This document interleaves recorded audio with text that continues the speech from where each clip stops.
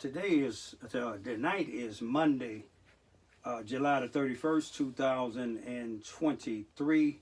The time being 10:10 p.m. I greet all human beings all around the world with a universal greetings of peace and the blessings of God be with you. It doesn't matter what your political, philosophical, personal, nor your religious beliefs may be. Doesn't matter whether you're the richest to the poorest person on the face of this earth. It doesn't even matter whether you the proclaimed toughest to the proclaimed weakest person on the face of this earth. It doesn't matter if you're my family, friends, nor my proclaimed enemies. It doesn't matter whether you like me, anything I say or do. That's your prerogative. You have a First, 14th, and so many other amendments to the United States Constitution. What I want to talk about now, tonight, is some of these religious leaders, some of these so-called political leaders, law enforcement leaders, and all of these individuals that I speak about, they claim to be people of God.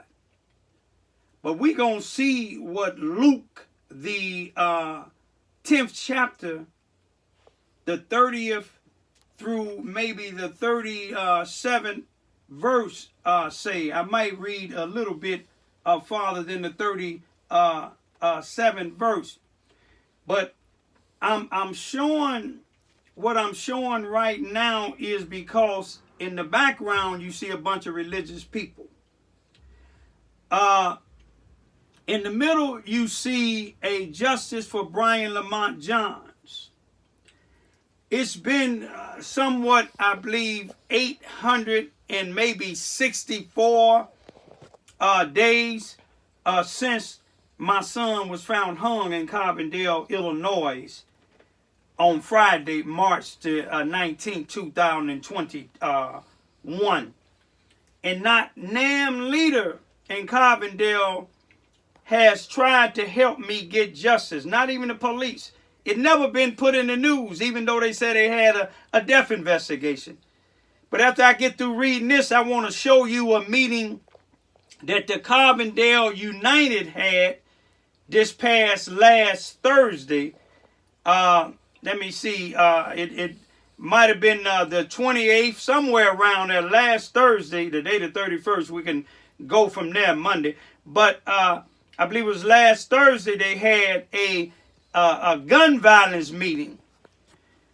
You can see the main speaker was Nancy Maxwell, the first one that you see speaking. Then you see the second police to speak is the chief of police, Stan Reno in Carbondale. The female with the glasses that's sitting close to the chief with the short gray hair is the mayor, Carolyn Harvey. Nancy Maxwell, Carolyn Harvey are NAACP members of Carbondale chapter. They also, Carolyn Harvey is the mayor of Carbondale, Illinois. Nancy Maxwell is a newly elected city council lady. Now, you can listen to what Nancy Maxwell say in the beginning, as if they trying to help everybody. They want to listen. They want to hear everybody's story. But I've been telling my story for the past 800 plus days. Nancy Maxwell and none of the other ones have heard. They heard it, but they did no action. They never had a meeting with me. I asked several times. Also, you gonna hear Nancy Maxwell talk about a young black female college student that came from Chicago, 18 years old, Miss Jenkins, who was killed at a party during the time that the 2 weeks that she'd been down there, a party from the students from SIU. Then you're going to also hear her speak about her stepson being shot and killed, and when she went down by the tape, how she felt. But she don't care how I felt. Me and my two daughters, when they was just 15 and 16, went to the site where we seen my son was hung, looked at the pictures of my son being hung, looking at all the red flags, her, the chief, the mayor, and nobody sat down with us yet. But let me read something how Jesus speak about people like that. And he speak about a person like people like Lester Gillespie here in Charleston, Missouri, in Brenton Farrow, the chief of the sheriff of Mississippi County, Charleston, Missouri, Mississippi County, the sheriff department, and people like Robert Hearns, why they didn't arrest an individual like Lester Gillespie for barging into a house in front of a sheriff deputy when a female and her young children was in there terrified, and the deputy told him, you committing a burglary and an assault. And he said, this is my house. The deputy used his authority to arrest him, take him down to the station, down to the detention center, to the sheriff department, and the sheriff nor the chief of police have yet to arrest Lester Gillespie. And I'm going to show you why. You see, my son was found with no shirts on. White female claims she found his wallet. But let me show you this here. I'm going to start off at the 30th verse. St. Luke's, the 10th chapter, starting with the 30th verse. The 30th verse. A certain man went down from Jerusalem to Jericho and fell among thieves, who stripped him of his clothing, wounding him, and departing, leaving him half dead. Now by chance, a certain priest came down that road, and when he saw the wounded man, he passed by on the other side on the other side. Likewise, a Levi, when he arrived at the place, came and looked and passed by on the other side. But a certain Samaritan, as he journeyed, came where he was, and when he saw him, he had compassion.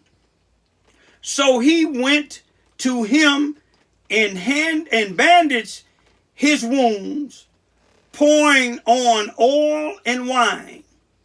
And he set him on his own animal, a donkey, brought him to an inn, a place of comfort, a safe haven, and took care of him. On the next day, when he departed, he took out two silver coins, gave them to the innkeeper, and said to him, take care of him, and whatever more you spend, when I come again, I will repay you. So which of the three do you think was neighbor to him who fell among the thieves? Now, Jesus allowed these individuals to come to that path. He knew what each one of them would do. You see, me and my two young daughters, the way Nancy Maxwell says she felt when she went to the crime scene of the tape of her stepson being shot, I believe was murdered. May he rest in peace and may justice be done. Her, the chief of police, the mayor of Carbondale, and them other leaders there, they feel compassion for their friends, their families, and people that made the news. See, my son's case never made the news. You know why? Because the chief of police and his so-called death investigation personnel, they covered up my son's death. They said it was a death investigation, but it never been in the news. You see, Nancy Maxwell and the chief of police, the mayor, you see how they able to get Channel 3 and Channel 6 to come to these little meetings that they have. They talking about the gun violence. Gun violence in Carbondale, Illinois is almost getting like St. Louis in Chicago, Illinois. You see, it's money in that program that they talking about. You see, Carbondale United asked the city council before Nancy Maxwell just got elected on the city council. That the Nancy Maxwell and them asked for her organization for her violent interrupters. She said she had 7. Now they say they have 2. But she asked for $450,000. You see, these meetings that they having, it's not about justice. It's about money. Because if it was about justice, Bryan Lamont Johns and his family is looking for justice. But you don't see them. They never sat down. Recently, about 2 weeks ago, I went to a city council meeting, asking them, email Nancy Maxwell, email Carolyn Harvey, email Adam Lotz. Adam Lotz and Nancy Maxwell at city council meeting. Carolyn Harvey is the mayor. And I emailed Stan Reno, the chief of police, and asked them to sit down with me. But they haven't did that yet. They ain't even trying to do it. Ain't no money in it. They know it's going to discover, they know it's going to uncover something that they did wrong, a messy, incompetent death investigation, if that's what they want to call it. If it was a death investigation, they would have been asking the community. But they ain't asking no community. They didn't put it in the newspaper. They didn't call the news like they did this here. I don't know how long ago Nancy Maxwell's stepson was murdered, but like I said, may he rest in peace. But I remember when the young sister was murdered, I was down there today and went down there and video in the crime scene tape was on the ground. And they had some white people cleaning up the area before it was even the evidence and stuff was gotten away, picked up. Same way that they did my son. But I just want y'all to see Nancy Maxwell and listen to what she's saying.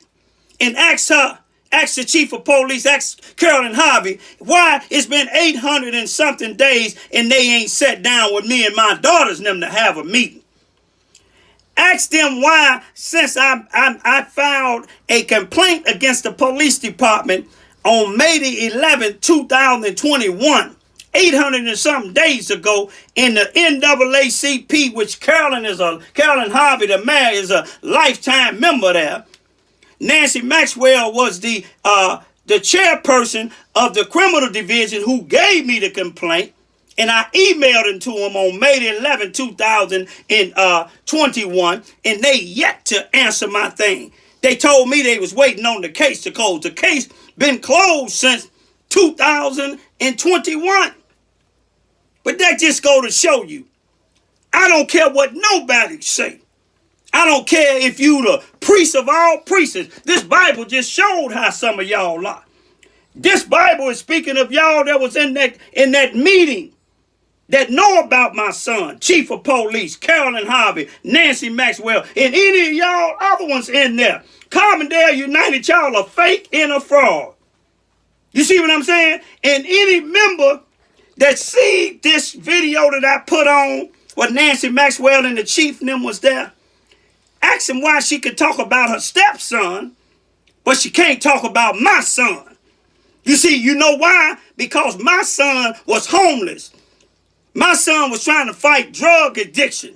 My son was a informant for the Carbondale Police Department, and they let him go and get hung and wouldn't even investigate.